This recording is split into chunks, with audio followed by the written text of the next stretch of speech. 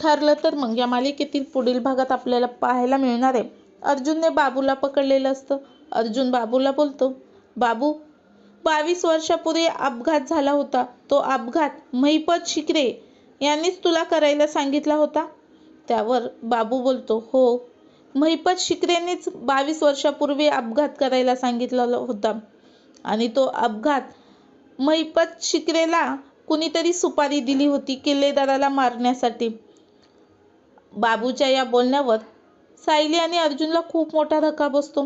त्यावर अर्जुन बोलतो, बाबू तुला आता आम्हाला मदत करायची, तो व्यक्ती कोण आहे आणि त्याला पाहिल्यावर तू ओळखशील?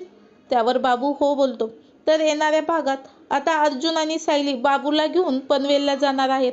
तेव्हा पनवेलला गेल्याच्या नंतर बाबू नागराजला ओळखणार का आणि महिपत शिकरेला सुपारी देणारा दुसरा तिसरा कोणी नसून नागराज किल्लेदार रविराजांचाच भाऊ आहे हे घरातल्या सर्वांना सांगणार का?